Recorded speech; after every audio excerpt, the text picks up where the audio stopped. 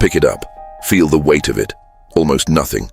A single sheet of vellum, animal skin scraped thin enough to see light through.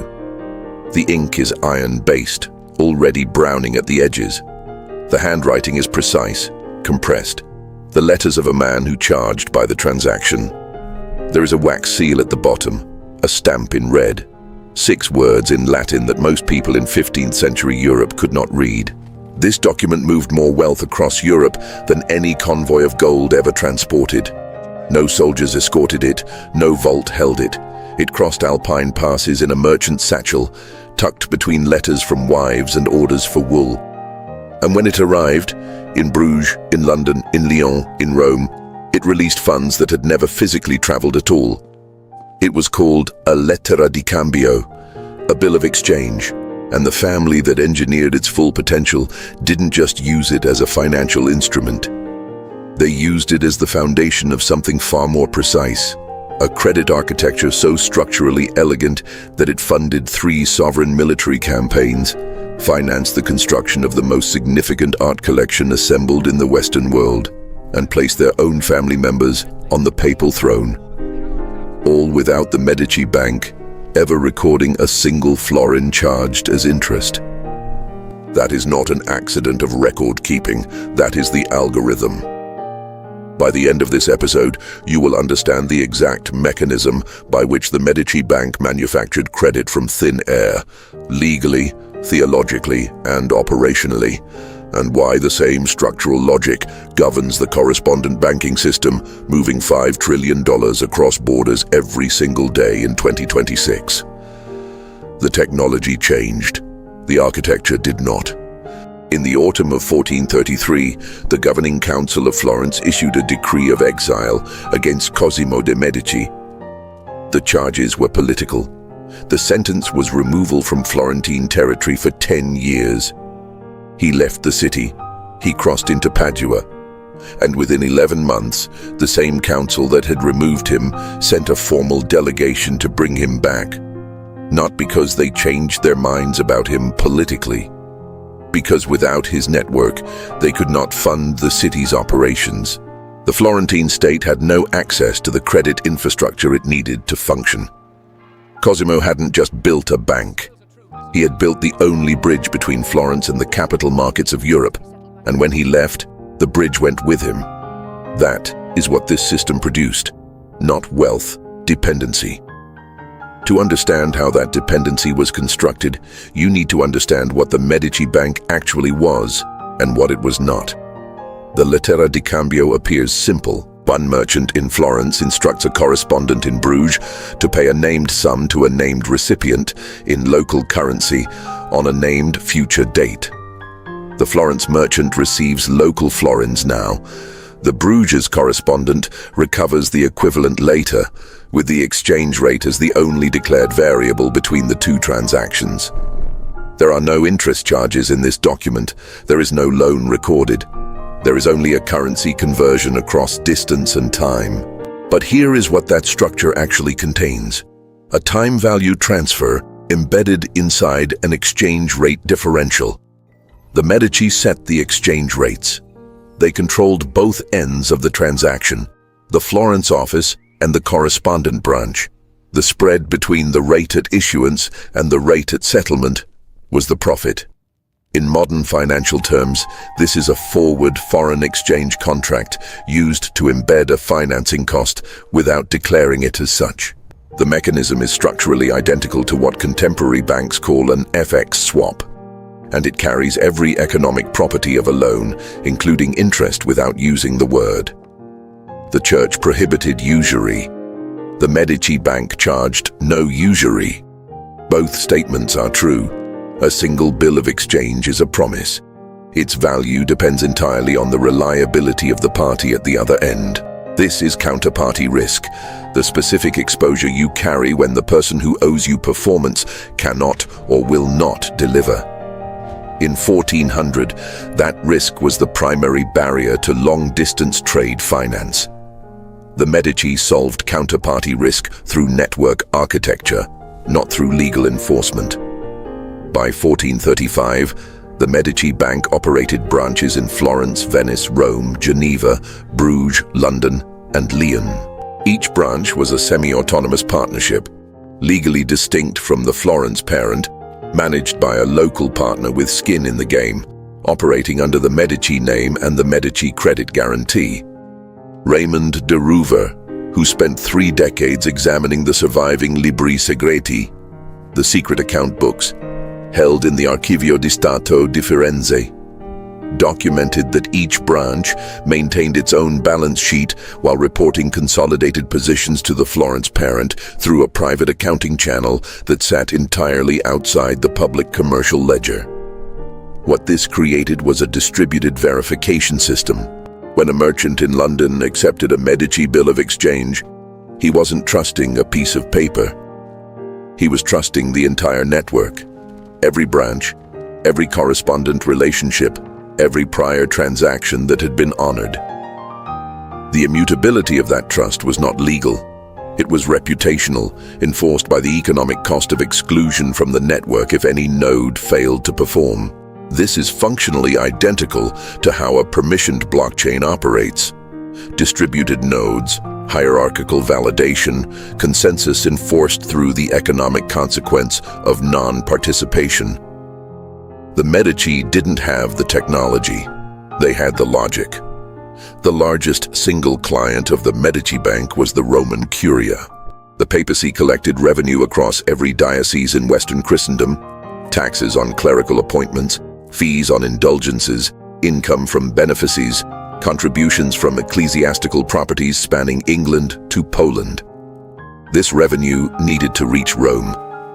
It existed initially as local currency in local depositories across a dozen distinct monetary systems with no common exchange standard. The Medici Bank became the papacy's collection and transfer agent. Local Medici branches received the revenue. Florence issued letters of exchange, converting those funds into transferable claims on the Rome branch. Rome received the consolidated sum. The papacy got its money, centralized and usable. What the papacy did not directly observe, and what de Rouver's analysis of the libri segreti confirms, was the float. Between collection at the local branch and settlement in Rome, the funds remained in the Medici network for weeks, sometimes months. During that interval, the Medici deployed those funds in commercial operations. The papacy held a claim. The Medici held the asset. The gap between those two positions, across a network handling papal revenues from dozens of territories simultaneously, represented a permanent working capital reservoir that required no declared borrowing and paid no declared interest.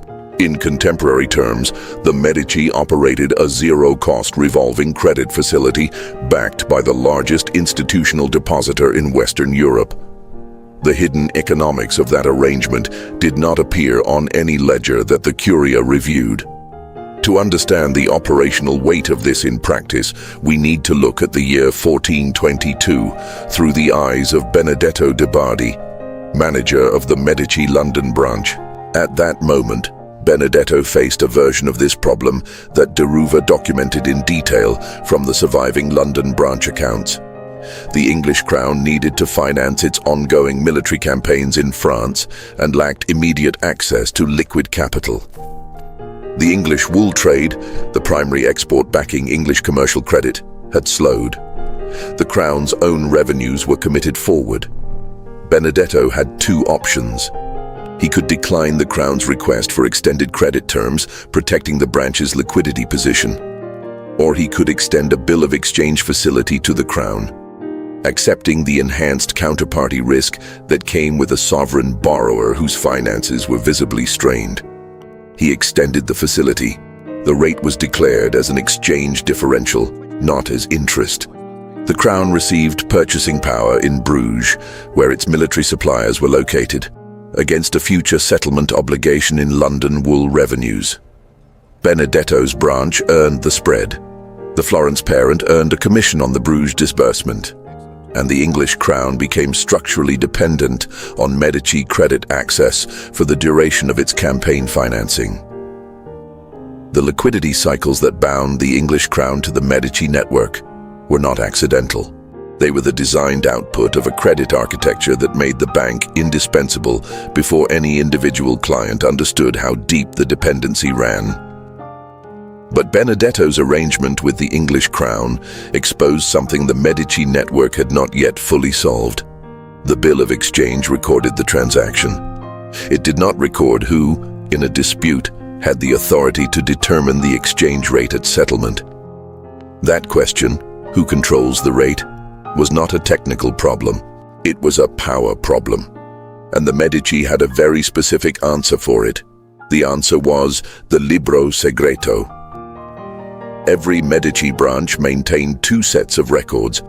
The commercial ledger recorded transactions with clients, bills issued, payments received, exchange rates applied. This ledger was accessible in principle to partners and auditors.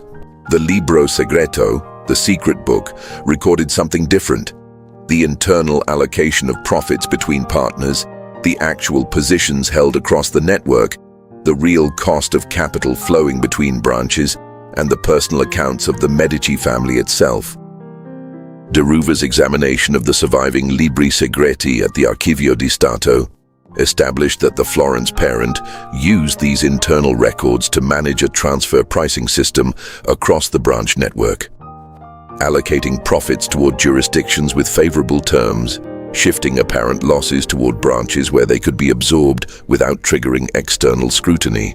In contemporary accounting, this practice is called transfer pricing, the internal allocation of revenues and costs between related entities to optimize the consolidated position. It is the same mechanism that technology companies use today to route profits through low-tax jurisdictions. The Medici did not invent it. They systematized it across 7 cities in the 1400s, using handwritten ledgers and courier networks.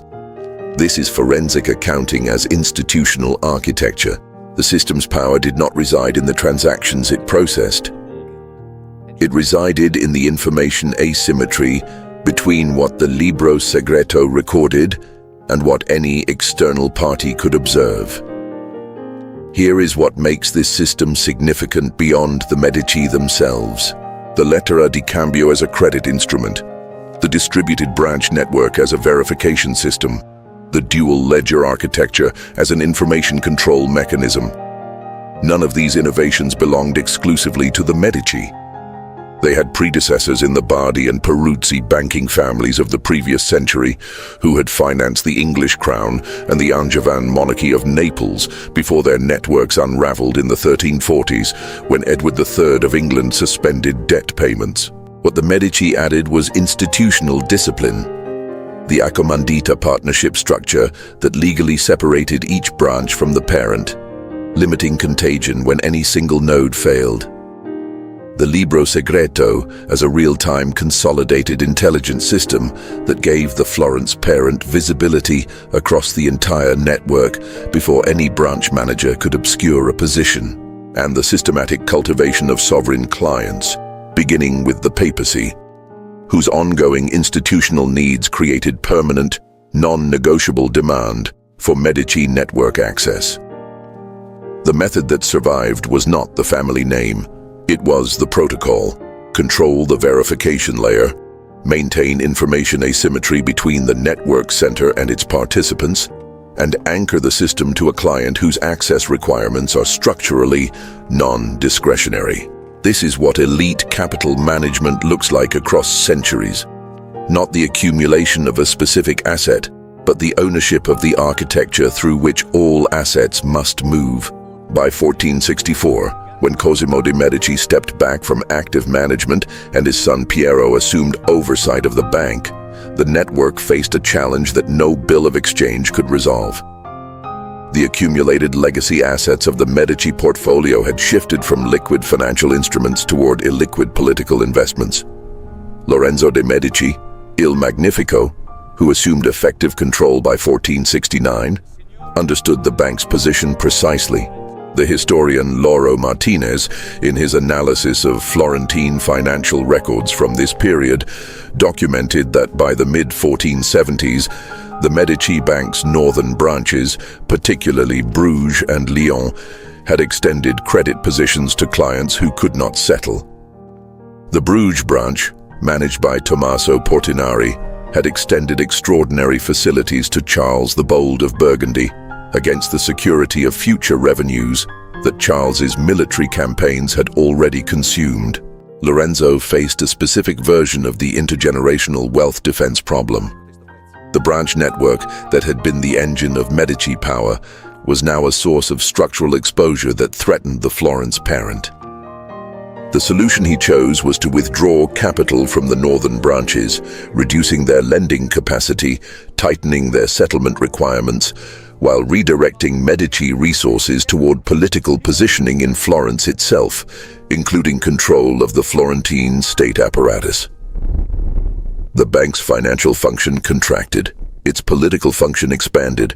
The wealth defense mechanism shifted from financial architecture to sovereign architecture. To understand the weight of that shift in practice, we need to look at 1478 through the eyes of Francesco Sassetti, the Medici Bank's general manager. Sassetti had served the bank since 1459. He understood its mechanics completely.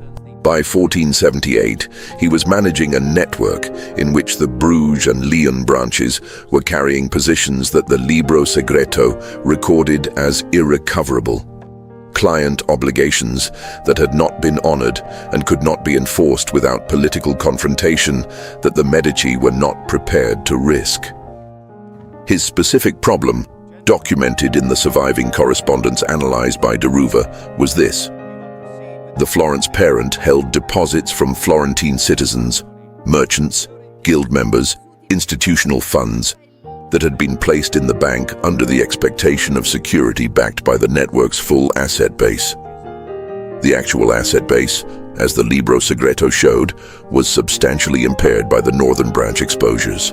Sassetti recommended restructuring the northern branches, effectively allowing Bruges and Lyon to reduce their positions in an orderly way while protecting the Florence parent's depositor obligations. Lorenzo overruled him. The political cost of a visible branch restructuring, the signal it would send to Medici clients across Europe, was, in Lorenzo's assessment, greater than the financial cost of carrying the impaired positions. Sassetti continued managing a network he knew was structurally weakened. The deposits of Florentine citizens continued to sit on top of a balance sheet whose real condition the Libro Segreto recorded but no depositor ever saw. That gap between the public ledger and the secret book was the system's greatest instrument of power. It was also its terminal vulnerability. The sequence that ended the Medici banking network was documented, not dramatic. Between 1478 and 1494, the northern branches contracted progressively. The Bruges branch closed in 1480. The London branch, weakened by decades of sovereign credit exposure, ceased operations in 1478. The Lyon branch followed. By 1492, the Medici Bank operated effectively as a Florence and Rome institution, stripped of the multinational architecture that had been the source of its power. In 1494, Charles VIII of France advanced into Italy.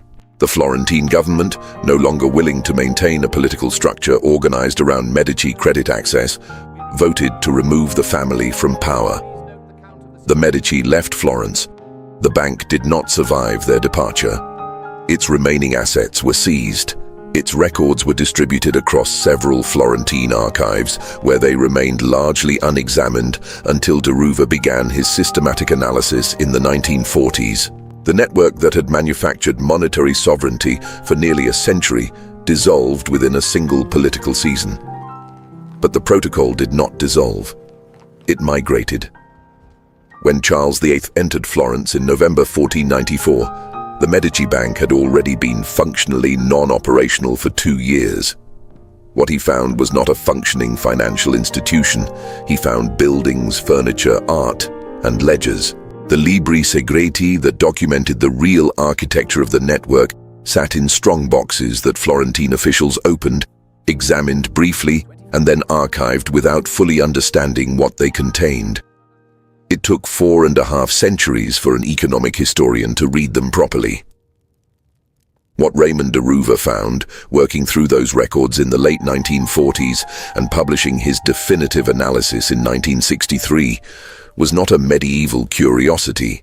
He found the operational blueprint of modern multinational banking.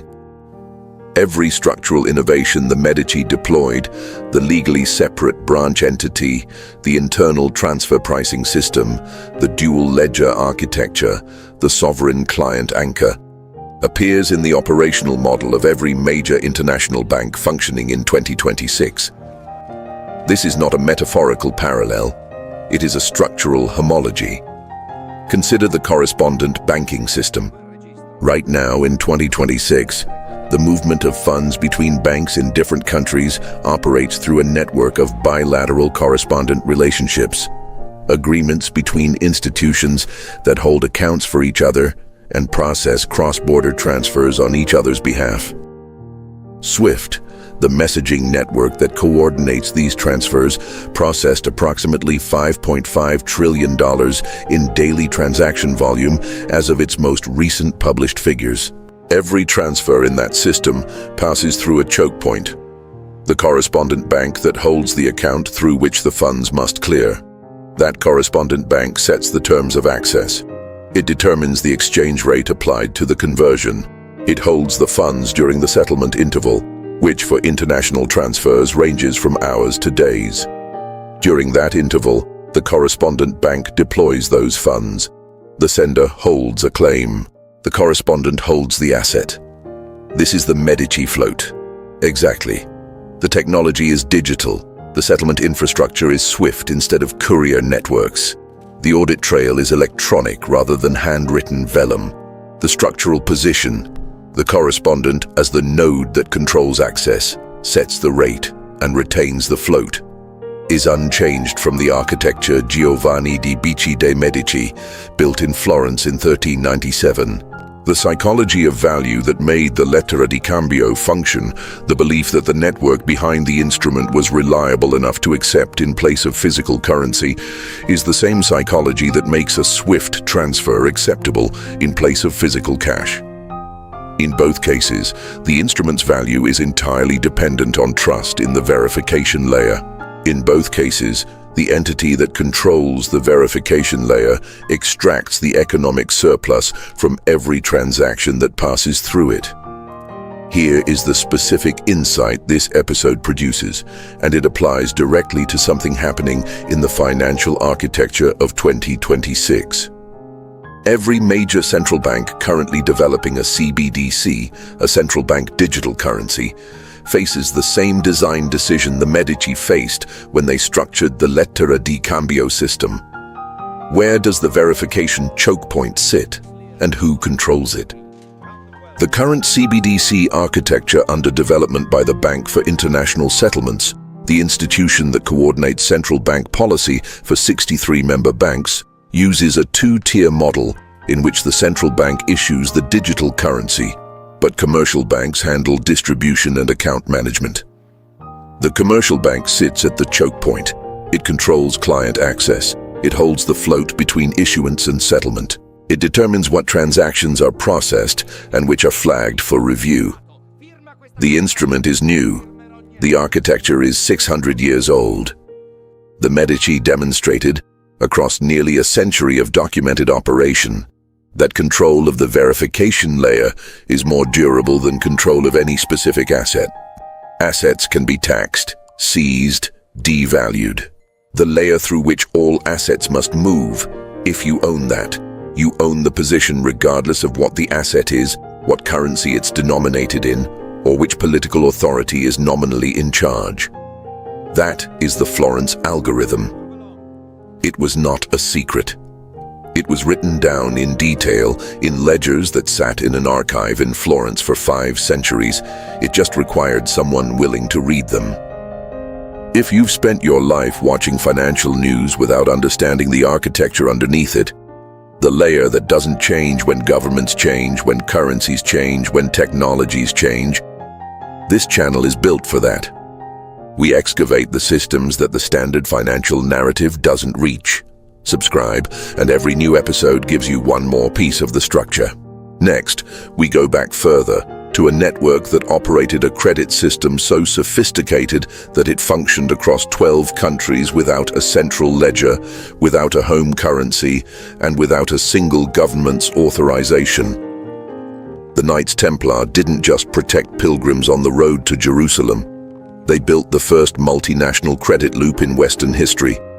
And the mechanism they used has a direct structural descendant operating in modern capital markets right now. The Knights of the Ledger, the Templars' infinite credit loop, coming next. The Medici Bank never recorded charging interest, but the economic effect was identical to a loan built into the exchange rate on every transaction. Every bank in the world today learned something from the Medici, whether they admit it or not. The question is, who is the Medici of 2026? Drop your answer below. I read every comment.